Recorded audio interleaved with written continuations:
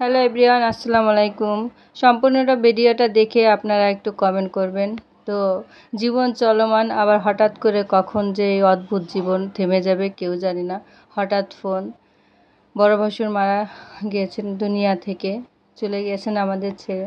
তো যেই কথা সেই শোনার সাথে সাথে চলে গেলাম, হৃদয়টা ভেঙে চুরচুর। সেটা আর সত্যিকার অর্থে বোঝাতে পারবো না। তিনিই ছিলেন আমাদের সংসারের বড় মাধ্যম, তার ছিল সমস্ত দায়িত্ব।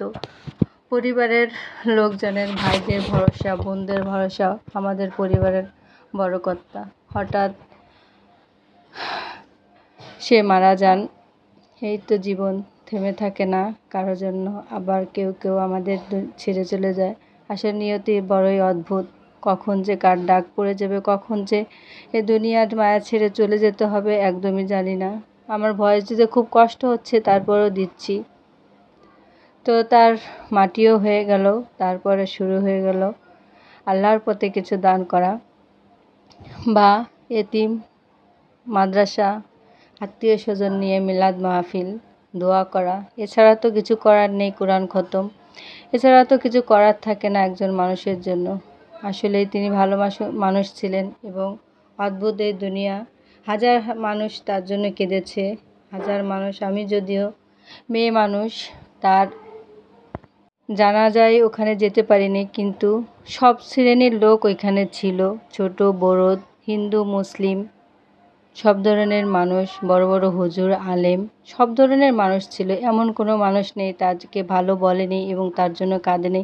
এলাকায় যথেষ্ট ভালো সুনাম ছিল, মানুষের চোখের পানি দেখেই বোঝা গিয়েছে আল্লাহর রহমতে। আর আমার যেহেতু ফ্যামিলির বড় কর্তা, অবশ্যই আমি জানি আল্লাহ আমার দাদাকে বেহেশত নসিব করুন, শ্রেষ্ঠ নসিব দান করুন। আপনারা সবাইও দোয়া করবেন, আপনাদের কাছে এইটুকুই চাই, দোয়া করবেন আল্লাহ তাআলা আমার দাদাকে যেন বেহেশত নসিব করেন। সারা রাত জেগেছি, কেঁদেছি, এখনও কান্না পায়, খুবই অসুস্থ। কয়েকদিন বাড়ি থেকে আসা পরও মনটা খুব ভীষণ খারাপ, ভীষণ ভীষণ বলে বোঝাতে পারবো না। কারণ আমার বড় ফ্যামিলির দায়িত্ববান বড়জন যদি চলে যায়, ফ্যামিলিটাই পুরো অন্ধকার হয়ে যায়, লাগে যে বুকের বাম পাশে কিছু হারিয়ে গিয়েছে।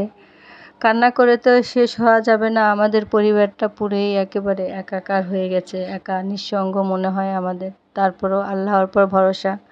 দুনিয়া ছেড়ে আসলে সবারই একদিন চলে যেতে হবে, তিনিও চলে গিয়েছেন। যাই হোক, সবাই তার জন্য দোয়া করবেন। এই তো রান্না বান্না একটু স্মৃতি হিসাবে ধরে রাখার জন্যই আসলে ভিডিওটা করা, তা না হয়তো করতাম না। তো আয়োজন ছিল, মাদ্রাসায়ও আমরা দিয়ে দিয়েছি, মসজিদ মাদ্রাসায় খাবারগুলো পাঠিয়ে দিয়েছি এবং বাড়িতে কিছু সংখ্যক আত্মীয় স্বজন নিয়ে বাড়িতে আবার পালন করলাম। আবার মসজিদ মাদ্রাসাও দেওয়া হয়েছে, যতটুকু সম্ভব হয়েছে ইনশাল্লাহ। চেষ্টা করছে ভাই বোনরা, চেষ্টার কোনো ত্রুটি ছিল না আল্লাহর রহমতে। মানুষের চোখের পানি না দেখলে বোঝা যায় না আসলে কাকে কী কতটুকু ভালোবাসে। এতটুকুই আপনাদের কাছে বলতে চাই, আপনারাও সবাই দোয়া করবেন। আর সবাই শুধু ভালোবাসা, আমরা দুনিয়ার মোহ নিয়ে দৌড়াদৌড়ি করে, আসলে দুনিয়াটা খুবই এক স্বার্থপর জায়গা, যে জায়গা ছেড়ে একদিন আমাদের সবারই চলে যেতে হবে। কখন কাকে ডাক দেবে মহান আল্লাহ তাআলা আমরা কেউ জানি না। তাই আমরা সবসময় দিনের পথে থাকি, কারণ আমরা দুনিয়া ছেড়ে চলে যাব, হাতে থাকবে শুধু আমাদের আমলনামা, আর কিছুই থাকবে না।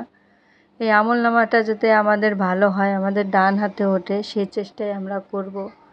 মহান আল্লাহ তাআলার কাছে সেটুকু শুকরিয়া আদায় করে আল্লাহ সবাইকে মাফ করে দিন, বেহেশত নসিব করেন। বাচ্চারা বৃষ্টিতে একটু ভিজতেছে, সবাই সবার জন্য দোয়া করবেন। ভালো থাকবেন সবাই, আল্লাহ হাফিজ।